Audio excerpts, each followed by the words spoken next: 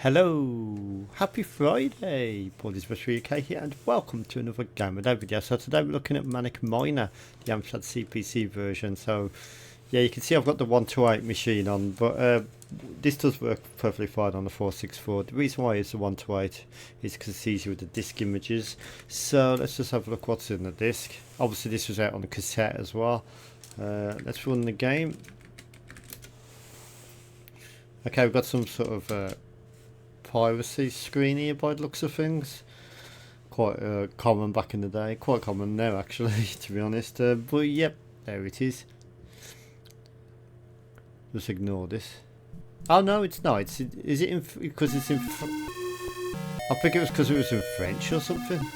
Right. Okay. So this is the Amstrad CPC version of the game. Don't think I've ever played this version. I definitely don't remember this title screen.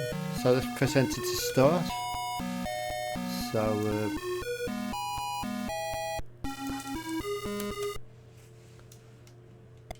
right, first thing I've noticed about the game, yeah, it looks very similar to the Spectrum version. We've got a bit of a different font, more the Amstrad font of course, but sadly we got no music, which is a bit surprising actually, because the Amstrad CPC is the additional hardware at the AY sound chip.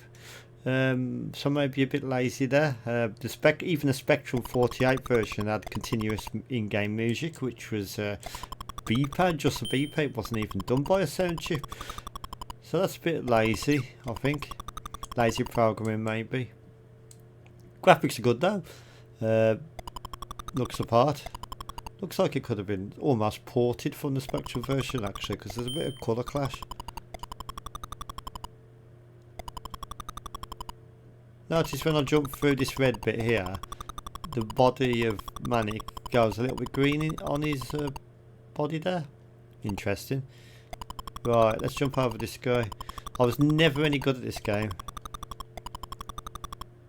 One thing I have noticed about this version actually, which is quite good, don't remember it on the Spectrum, but on this version, fire button is to jump, which is always a good thing in a platform game or an adventure game like this.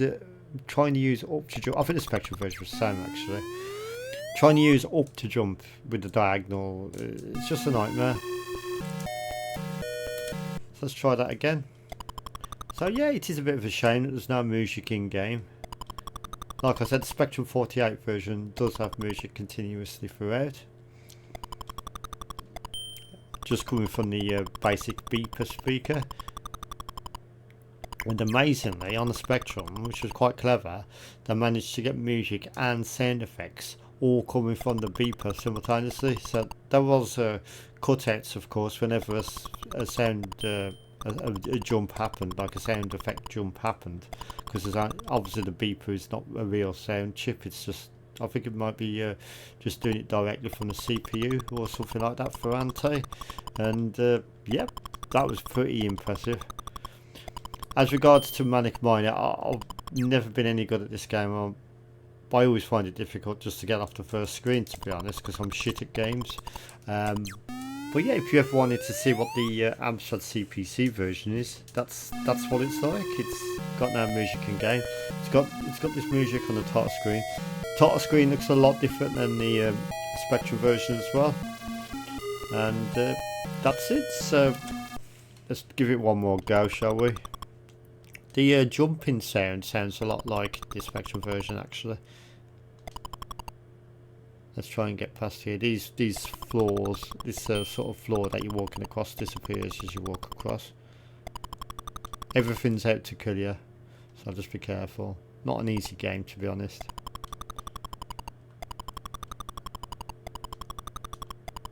Right. You've got to be careful with how high you jump at this bit because of that spike above the key. Then you must collect all keys on each level or each screen. As you can see, you see on the bottom right there, it's flashing now. That means you've collected all your quota of keys. So that means the doors unlock. So we've got to try and get them back down to it as well. So as if it wasn't difficult enough to get up to it. But you can take some shortcuts. I think you can afford this height. Yes, you can. There we go. I think we're going to do it. There we go. So you don't actually necessarily have to go the same route as you went off. There we go. I think because it's called Manic Miner, I think you actually like set in some sort of underground mine, and that's why it's got that air meter there. Because you obviously, the more time you spend in the mine, the more less oxygen you've got. And yep, so yep, it's not the best Manic Miner version, but it's certainly not the worst. Watch out for this penguin here. I presume it's a penguin. I think we've got to go the other way actually. Jump over him here. Let's try and get up this bit here. You just gotta be careful when you jump, because if there's a baddie above you, you can sometimes jump. See my head popping at the platform there. If I was to do it at the wrong time, that would have hit the penguin's legs, and then it would have been another life lost. So just bear that in mind when you're jumping from platforms below. Get the key. Use this to advantage, just falling bricks. Oh, it looks like we've done this screen as well. Beautiful. So onto the menagerie, or whatever that says. Menagerie?